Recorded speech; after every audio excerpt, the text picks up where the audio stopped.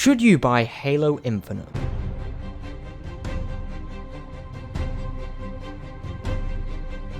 Many years of waiting, desperate for any news about Halo Infinite's campaign, and it's finally here. Old art style, classic Chief with updated graphics, and a giant Halo ring to explore. This all sounds great, but after that pretty awful E3 demo back in 2020, I was very skeptical and we saw nothing for like a year after a delay was announced. So Halo Infinite's finally here, but I'm almost at 100% completion, but I still haven't collected all of the collectibles and I still have a few targets to take out. So do I think you should buy Halo Infinite or at least play through it on Game Pass? Well, it's complicated. Let's get into it. We'll be talking narrative and gameplay with no spoilers, but first, for the first time ever, let's talk about ExpressVPN. ExpressVPN protects your online data from all those companies that would love to sell it to the highest bidder, and more importantly, gets you access to all those Netflix shows you can't get in your country. So if you wanted to watch Rick and Morty but you live in the US, don't worry about it. Quickly change where you live with ExpressVPN to access Rick and Morty on Netflix. It's a 2-second process. You can connect up to 5 devices with 1 subscription, and is the only VPN to make unblocking streaming services on your consoles and TVs easy and simple. So not only does it protect your data, but it makes those services like Netflix even more valuable for the same price. If that sounds great but you're skeptical, don't worry, I understand.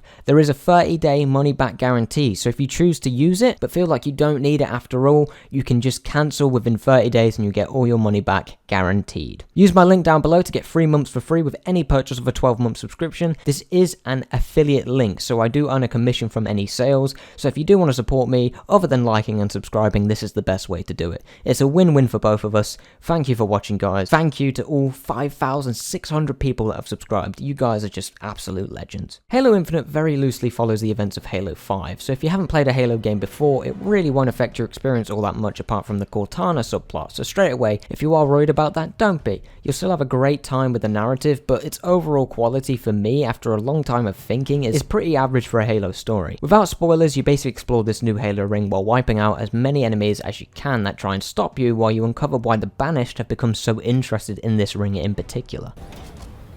Hiding is just making me angrier.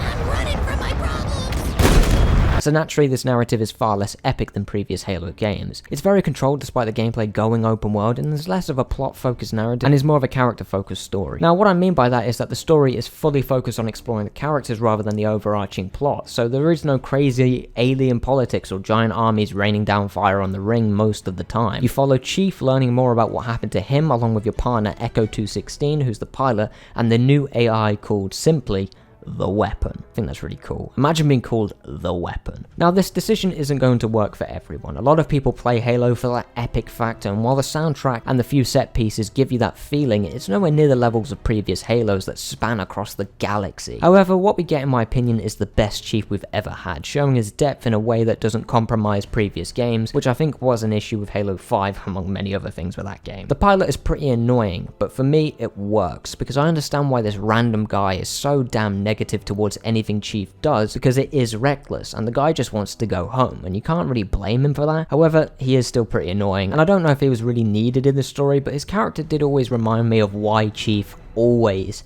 finishes the mission. There's nothing there. You're looking in the wrong direction. We need to go home. Do it. The most disappointing aspect for me was the Banished. They are cool, but for whatever reason they decide to throw Atriox out of the window and replace him with a random Banished leader, and I genuinely can't remember his name, and that's not a good thing. The main villain kind of just screams lines at you throughout the campaign, and you only meet him once as Chief, so I really don't know what they were actually trying to achieve with his character other than it being the good old, look at him, he's me but believes in different things story beat that is often used these days. Humanity will cower before your legacy. It just felt cheap to me, but what do you guys think? The villain didn't work for me, but it may have worked for you guys. Let me know down below. Now, the highlight of the story for me was the weapon. This new AI you are paired with was perfect in my opinion. She's written really well and is exactly what I expected of her character. Naturally, it just felt weird to be paired with her, but it's clear 343 knew we would all feel like that we would feel like Chief and would be unable to trust this new AI, and 343 don't waste that plot point at all. It's easily my favourite plot point in the entire game and made the story what it is for me. Without this new AI, this would have been just another Halo game, but I'm happy to say that the weapon is what separated Halo Infinite from becoming just another Halo game. for me. I can't stress that enough. I just loved this aspect and it's used to its full potential. The soundtrack is phenomenal, and Martin O'Donnell, I imagine, is very happy that they kept the roots of what made the soundtrack great. It really feels like a classic Halo soundtrack and leveled up many of the set pieces of the game, and even in those quiet moments you think to yourself,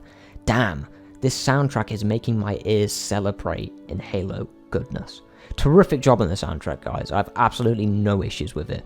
I think it even rivals many of the themes from previous games, and I say that with stress because someone is going to dislike the video because I said that, but that's me. I love this soundtrack. It's one of my favorites in the series. The story is paced in a very odd way though, especially due to the game going open world, but I'll mention that in just a few minutes. You can skip to the gameplay part if that's what you're here for. If you were to skip the open world stuff, the story just isn't very long. I reckon you could potentially get 6 to 7 hours of gameplay if you speedrun it, and that isn't bad, but after 6 years of development you would really expect a longer story, but overall that would have just dragged it out, and I much prefer stories that are shorter but more precise rather than longer and all over the place. Now I'm fairly positive that I really like this story, however it's just not finished. I don't know what happened at 343 in the writing room, but too many questions were left unanswered and often relies on fans' nostalgia, especially with some of the lines that were basically copied from other games. Sure, it's great in the moment, but I do hope 343 can write their own iconic lines in the future. The story has a lot left on the table, obviously for DLC,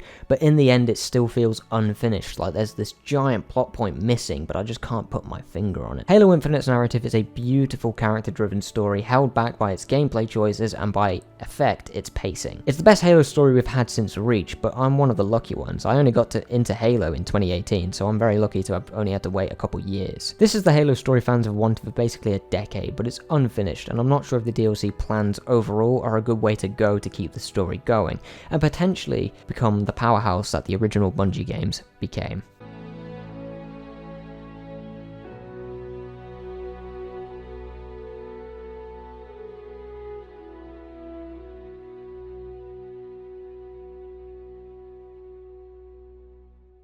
Halo Infinite's gameplay is perfect. It has perfected the Halo formula for me, apart from the Jackals. I hate those guys.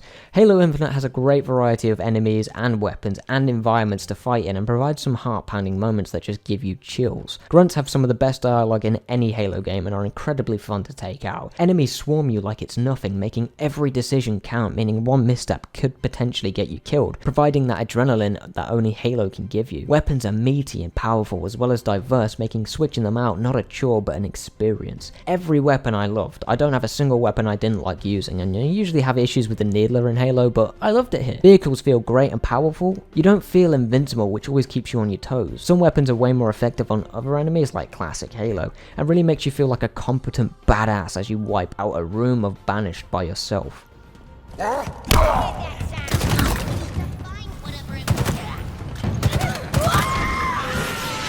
And is easily the best gunplay we've ever had in a Halo game, and will be my go-to for the fun factor alone. However, there is one major issue with the design of the overall gameplay, and that is the open world. It was already controversial when Halo Infinite was announced to be open world, and Infinite proves why people were rightfully skeptical. The open world does nothing for Infinite. It just feels like padding, and just affects the game negatively. To put it into one sentence, Halo Infinite's open world feels like it was designed by Ubisoft. At least the Ubisoft of today. You go to an area, wipe the enemies out, and that's it. That's all you do for the entire game. Go to area, shoot enemies, collect skill point, or unlock a fob, which is a small base of operations where you can pick vehicles and weapons. At first I was enjoying myself, but after literally 20 minutes in the open world, you have seen everything.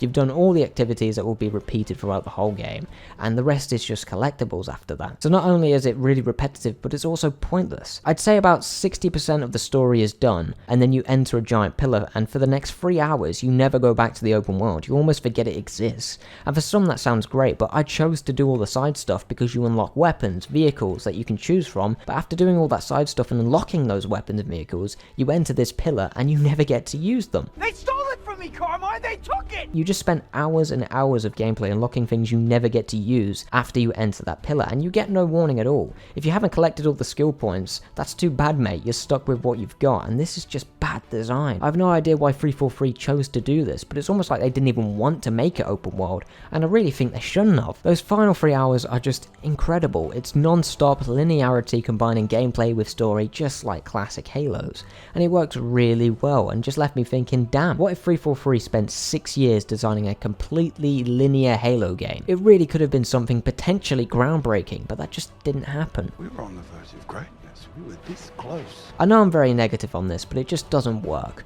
The open world is dead, and it really just comes down to marking the map and running, driving, or flying there and repeat. It just seems like wasted potential to me. Now, the abilities, the grapple shot, drop shield, boost, and threat sense are all great additions, but unfortunately the grapple hook is just far more effective than any of the other abilities, so I've rarely found myself using them. I imagine they'll be a lot more useful in legendary playthroughs, but for other difficulties, I would just say use the grapple shot every time. It's the best effective gadget and the most fun. So I really don't have much to say about them other than the grapple shot. It works in the Halo formula, despite protests from older fans, and I do hope they keep it going forward, but make the other gadgets more useful next time. Halo Infinite's opening 2 missions was its best, and the most Halo you get from Halo Infinite in terms of set pieces. I really enjoyed them, but that open world really drops the enjoyment factor after a while. Halo Infinite is far from perfect, but is the best Halo game we've had since Halo Reach. The soundtrack is perfect, the gameplay loop outside of the open world is just magnificent, and is the best Halo has ever been. Halo Infinite's story, while less epic, is much more character driven, and while it didn't work all the time, those moments you get with those characters elevate it past just being another Halo game. Halo Infinite is definitely worth buying or playing on Game Pass. Thank you all for watching.